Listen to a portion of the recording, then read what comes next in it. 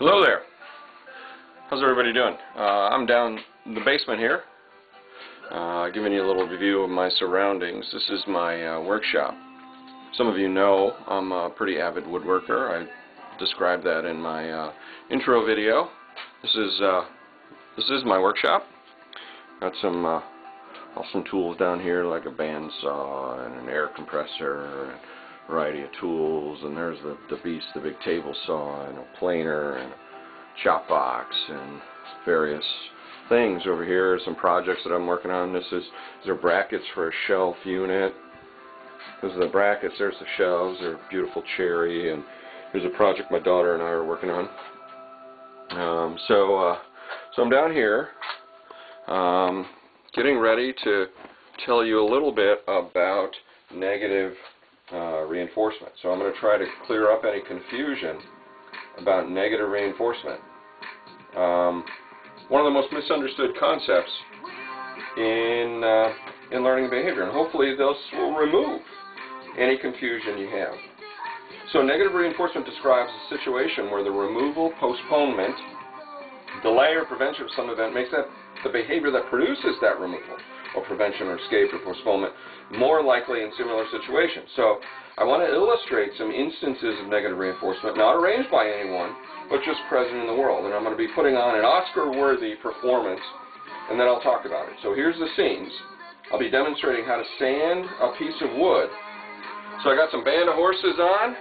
I got my Band of Horses t-shirt. Wait a minute, this isn't Band of Horses.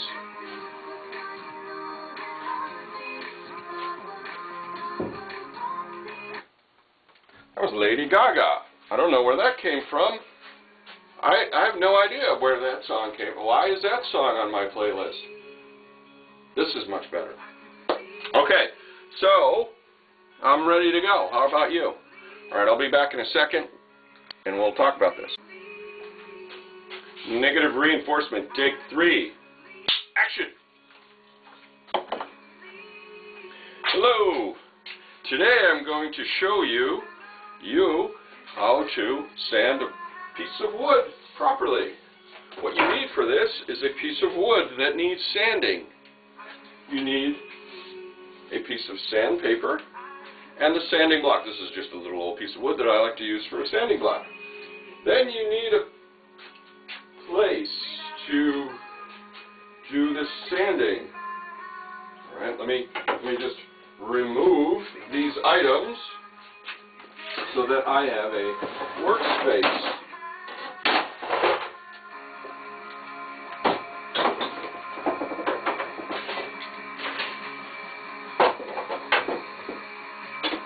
There we go, much better, much better. Now that we have a workspace, we can go ahead and start to sand.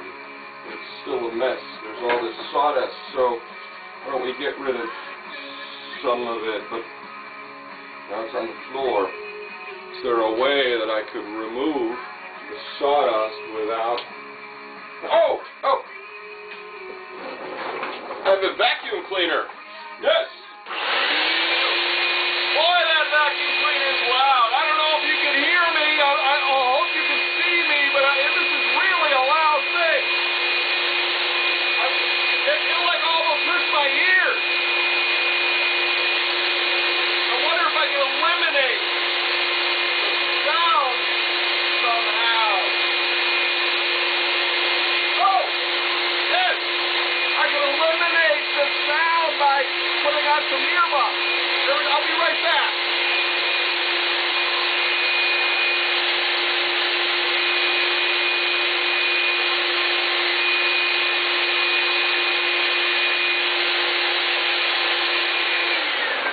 Perfect! Can you hear me okay now? Is it okay? Am I? Oh, sorry about that. Sorry. Okay. Now I have my piece of wood that requires sanding. Let's talk about what we got to do. First of all, we got to sand. We're going to sand with the grain. You can see if you look closely, the grain goes this way, so we want to sand in this direction up, and we don't want to sand in this direction. That would be across the grain. We want to sand backwards and forwards. So what I'm going to do is just take my trusty little block of wood here, and my piece of sandpaper, and I'll get it, well, get a sanding, if only this would stay on the, is there a way I could prevent the board from moving? Oh! It's got a clamp!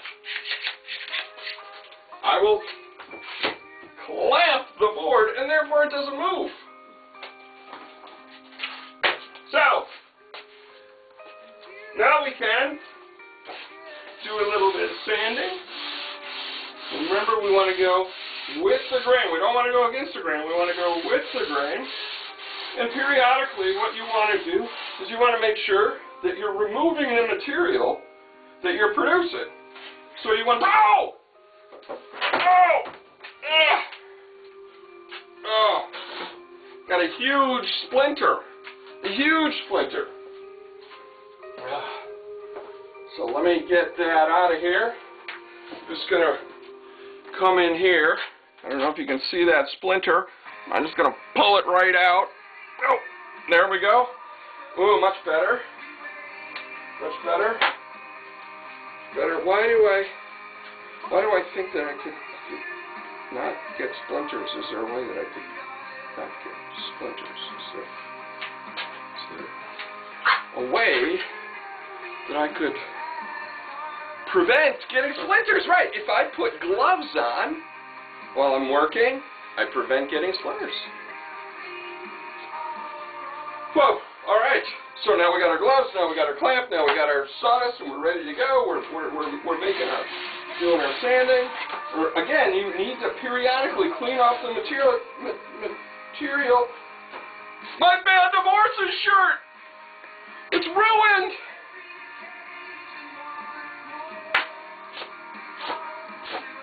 Maybe I can remove the dust and it'll be okay. Maybe it's okay.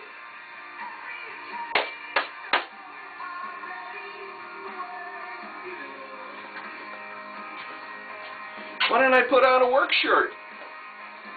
You know, an old shirt that's already got paint on it and all dirty and stuff like that. But I don't ruin my good Band of Horses shirts. Why did I think of that before?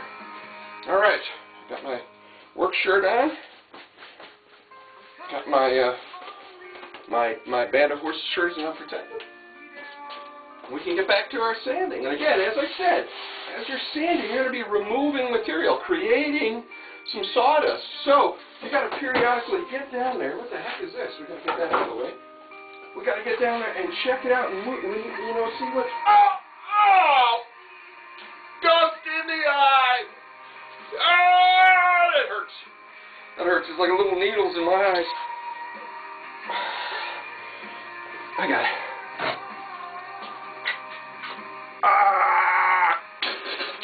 All right, got that dust out. Whew. Ah, much better. Much better. I don't know about you, but there's nothing like dust in the eye.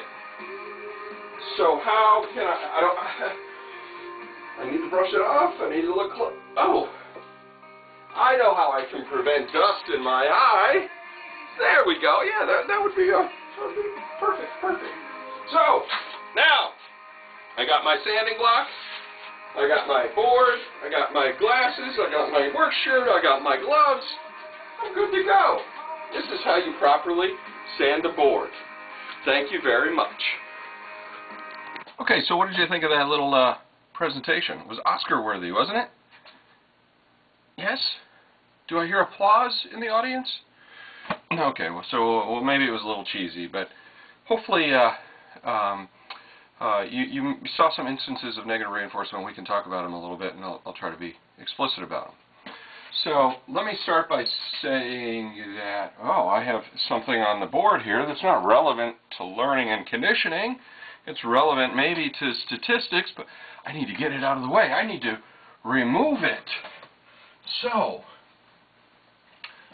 sorry to be so explicit about what negative reinforcement is, but negative reinforcement, your book says,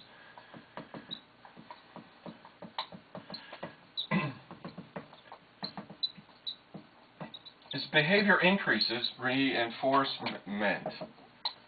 Behavior increases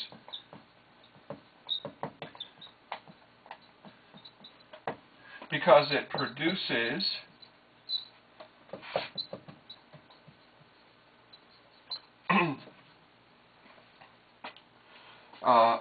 the removal of some stimulus.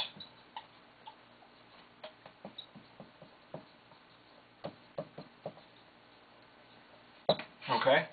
Now, if we define negative reinforcement this way, then we're merely defining it, though, in one, it's applicable only really to one situation then. And removal is what we traditionally have called escape. Okay, there's something present, you perform some behavior, and you remove that thing, okay? I had dust on my Band of Horses shirt, and I brushed it off. Brushing is reinforced by the removal of the dust, okay? Now, we need to expand this definition, though. And this definition's fine, but we have the problem of how do we deal with this second part of this, which is avoidance. Okay? And that is, when I put my work shirt over it, I was preventing, okay, the dust from, impacting my Band of Horses shirt, ruining my Band of Horses shirt. Okay, so how can we explain avoidance? Okay, now two-factor theory says that actually what's happening is there's a Pavlovian condition fear response, that by acting on that I prevent the fear, and that's what reinforces the behavior of avoidance, and you need two factors. And frankly, I just don't buy it. What I would much rather do is expand this definition to include not only removal but postponement, avoidance, we could even call it prevention, and so on and so forth. Those sorts of factors also are negatively reinforced occurrences and instances. So, what you saw in that video was you saw traditionally what we would call instances of avoidance and instances of escape, right? So one of the first things I said was that I hoped that this video would remove confusion about negative reinforcement. And that might sound like negative reinforcement in and of itself, and that might be true. I just removed the writing on this board in order to present this other lecture information. So that's an instance of negative reinforcement. It's an instance of escaping from those other words that were irrelevant. Now, sometimes people say negative reinforcement has to involve aversive things or bad things or painful things, but the writing on the board wasn't painful to me. It wasn't aversive. It was just kind of in my way. It was more disruptive and annoying than it was anything. It wasn't even annoying. It was just marks on a board. And in order for me to present a cogent lecture, I needed to remove it. So we saw a lot of instances of escape, a lot of instances of avoidance as well in prevention and so on in that video. Let's go through a few of those, okay? So the first thing we talked about was the exercise itself of sanding a piece of wood involves removal of things, removal of wood material to smooth it. So we're acting on our world and we're changing it by removing something. And as the wood gets smoother, we do it to a particular point. I removed the tools that were in the way. That was an escape response. I took the tools that were on the counter and put them away. I vacuumed. Remember, I vacuumed, and that was a way to remove the material that was in my way. I also swept some of the sawdust onto the floor. That's another instance of escape, or removing something that would make it more likely that's the consequence. All right. I put on earmuffs to remove the loud noise, but we could also think of earmuffs as avoidance as well. I mean, if I did it before, it was probably be called avoidance if I put on earmuffs before.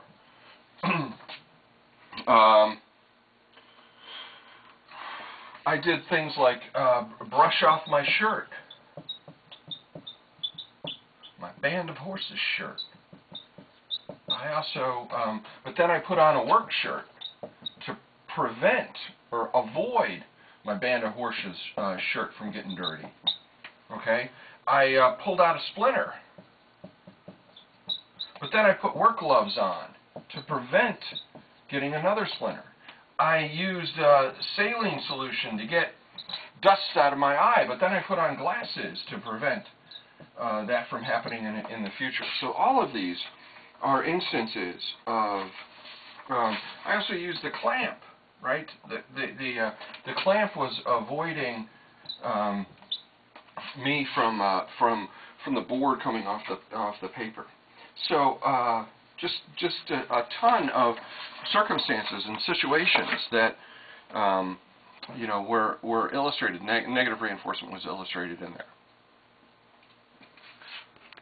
The last thing I want to talk about is negative reinforcement of everyday behavior. I mean, behavior that in items and instances and things that we go around and walk around the world every day, and we don't really give them full credit for what they're doing, how they're impacting our lives behaviorally, and so on, and the consequences that they provide for us. So when I said on the prep guide, I think I asked a question, you know, I would argue that negative reinforcement is more important than positive reinforcement, because if we weren't sensitive to some of these things, they'd be really give us a lot of trouble.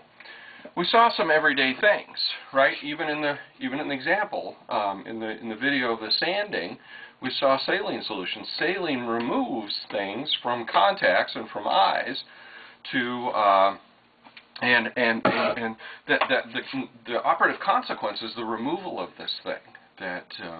And then in the future we're more likely to do it in the future. I have a bag of negative reinforcers here that I'd like to share with you. Some of them maybe you never thought about. I think this might be one of the most important negative reinforcers in civilization. Toilet paper. What does it do? What consequence does it provide? It removes things for us, right?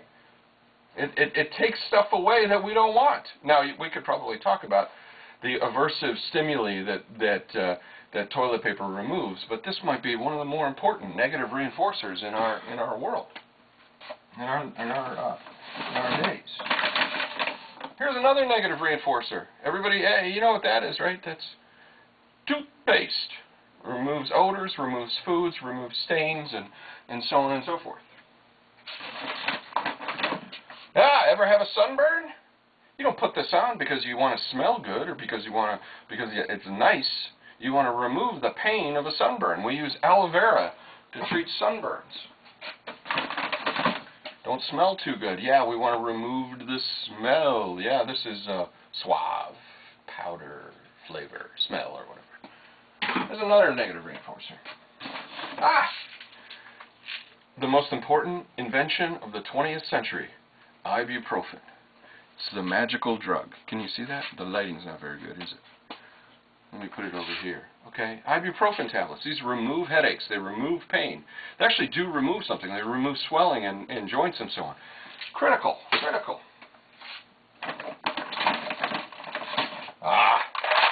Got some indigestion, you want to remove it? Take a Tums.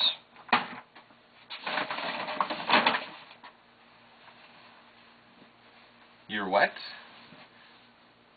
Hey, this is something that helps you remove water from your body. It is a negative reinforcer.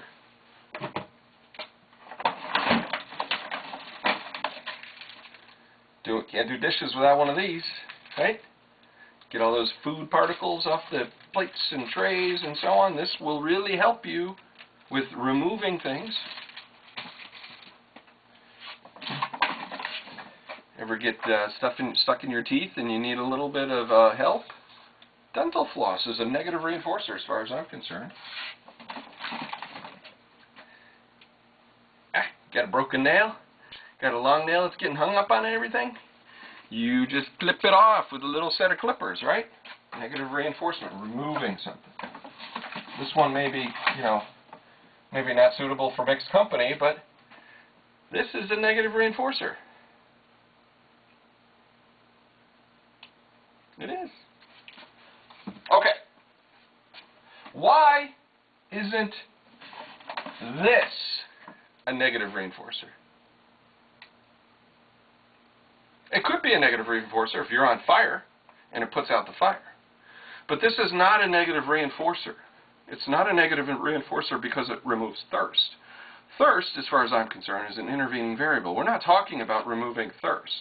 We're talking about adding something when we drink a bottle of water. If we're adding something, then we're not, we might be removing some state of whatever, but we don't think of this as a negative reinforcer. We think of this as a positive reinforcer. We're not removing, we're removing a hypothetical, which is not really clear and not well understood, I don't think, enough to say that this would be an instance of negative reinforcement. This is not an instance of negative reinforcement either. This is a positive reinforcer. All right, we're not removing hunger by eating this Clif Bar, this chocolate brownie Clif Bar, which I bet is really delicious. This is a positive reinforcer. These are positive reinforcers, not negative reinforcers. Okay? When we talk about removal, we're talking about removal of something. Okay? What does this remove? This does not remove an intervening variable. This removes poop and pee and snot if you use it to blow your nose. This removes swelling from your joints. This removes excess acid from your stomach. This removes nasty particles from your teeth. This adds liquid to your body. That's why it's a positive reinforcer and not a negative reinforcer. Hopefully, we're done with this. We don't have to talk anymore about positive and negative reinforcement. Goodbye.